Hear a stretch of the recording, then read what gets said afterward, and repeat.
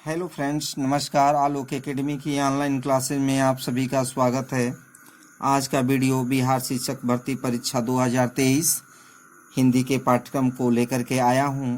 हिंदी के पाठ्यक्रम में कौन कौन से प्रकरण हैं, किन बिंदुओं पर हम लोग को ध्यान केंद्रित करना है, इस संदर्भ में आज की वीडियो है। देखिए, मैं हिंदी का चूँकि अध्यापक हूँ और हिंदी मैं सोचता हूँ कि आप लोग को पूरा का पूरा हल करा दिया जाए, प्रत्येक प्रश्न हमारे वीडियो से आपको मिल जाए, ऐसा मेरा प्रयास रहेगा। आप हमसे जुड़े रहिए और जो प्रकरण मैं यहाँ पर पढ़ाने जा रहा हूँ उसको आप नोट करें और याद करें। देखिए, हिंदी वर्णमाला, सबसे पहले हिंदी अगर पाठ्यक्रम दिया है तो उसमें वर्णमाला हम लोग को पढ़ना होगा।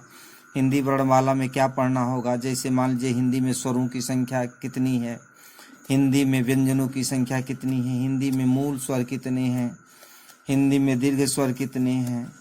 उसके बाद उच्चारण स्थान, जो भी वर्ण हैं हमारे, उनका उच्चारण स्थान क्या होगा, तो उच्चारण स्थान पर भी हम लोग को ध्यान केंद्रित करना होगा। अगला वर्तनी, दूसरा मैंने टॉपिक रखा है वर्तनी।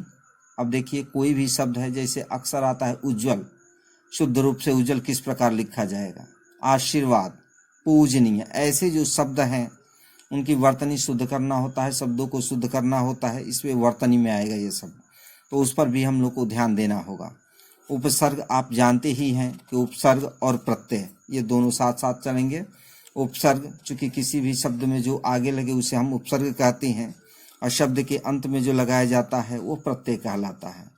तो उपसर्ग और प्रत्यय पर भी हम लोगों को चर्चा करनी होगी।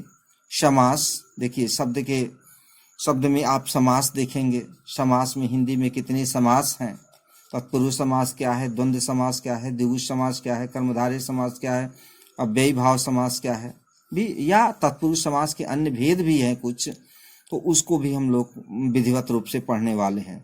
तो समास से भी प्रश्न आता है, ये ध्यान रखेंगे। तत्सम और तद्भव ये जरूर आता है। तत्सम और तद्भव जो एकदम से शुद्ध है, हम उसे तत्सम कहते हैं। जैसे संस्कृत के जो भी शब्द आते हैं वो तत्सम में आते हैं, तो तत्सम और तद्भव ये ध्यान देंगे। देशज और विदेशज भी हमको लोगों को पढ़ना होगा, तो इसी से संदर्भित हम लोग पढ़ लेंगे। तत्सम तद्भव हो जाएगा, देशज विदेशज हो जाएगा।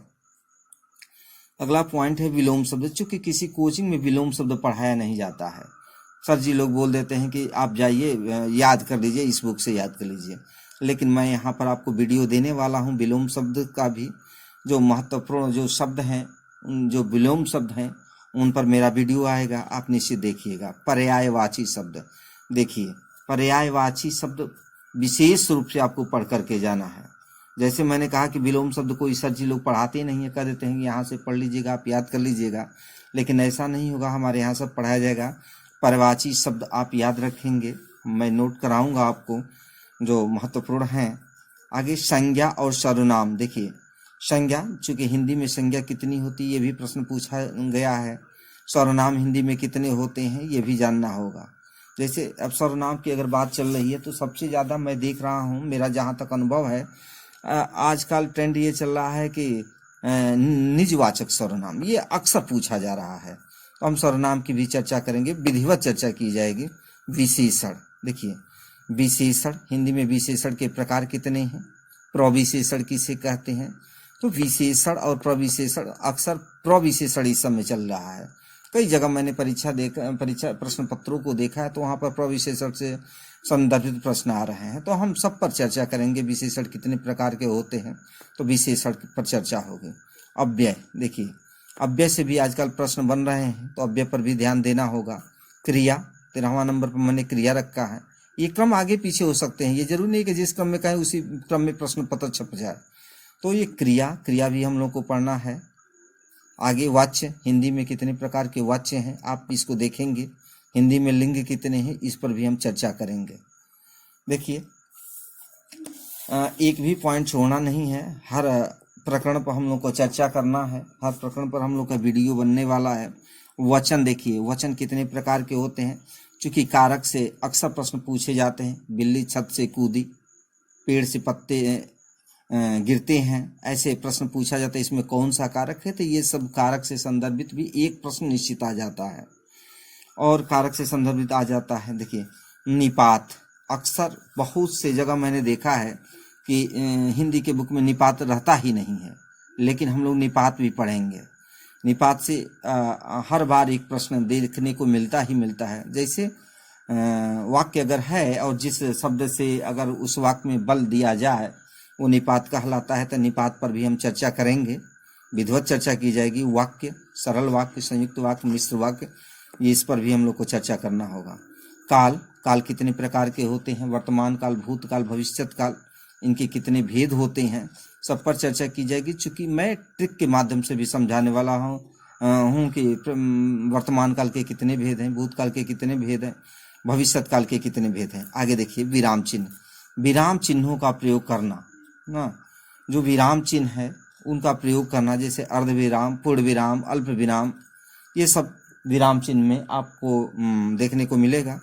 शब्द जैसे रूढ़ शब्द, यौगिक शब्द, योग रूढ़ शब्द, ये भी पढ़ाया जाएगा आपको। चूंकि ये प्रकरण में है, बिहार शिक्षक भर्ती परीक्षा की भाषा हिंदी में है, तो इसको हम ध्यान देंगे। देखिए, योग रूढ़ शब्द जो होता है, अगर हम समास की चर्चा करेंगे, देखिए यहाँ पर समास लिखा गया है, तो योग रूढ़ जो शब्द होते हैं, जो भी योग रूढ़ शब्द होते हैं, सीधे सीधे बहुब्रीहि समास में चले जाते हैं।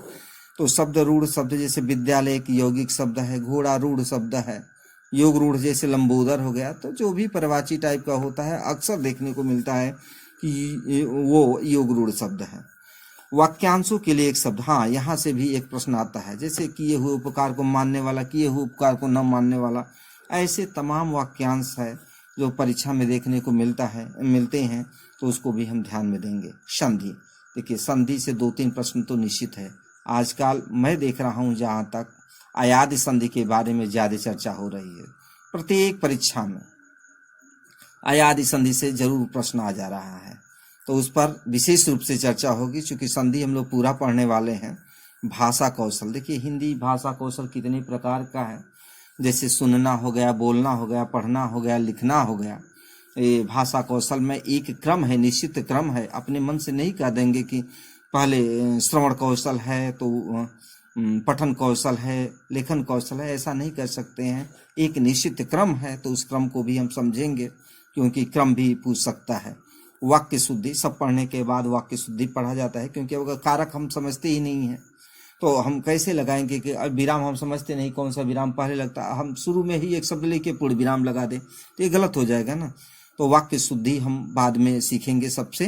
तो वाक्य शुद्धि का भी प्रकरण हम यहाँ पर रखे हैं। मुहावरे, देखिए मुहावरा भी हम लोगों को पढ़ना होगा, लोकोक्तियाँ पढ़ना होगा। रस, छंद, अलंकार, यहाँ से भी प्रश्न निश्चित मिलेगा। रस, छंद और अलंकार, रस कितने प्रकार के होते हैं, इसका स्थायी भाव कितना क्या है, संचारी भावों की संख्या कितनी है, तो ये सब आपको जानना होगा। छंद, दोहा, चौपाई, सोठा, ये सब पढ़ना है। अलंकार में भी देखिए हिंदी में अलंकारों के प्रकार, श्लेष अलंकार, यमक अलंकार, उपमा अलंकार, रूपक अलंकार, ये सब हम लोग को पढ़ना है।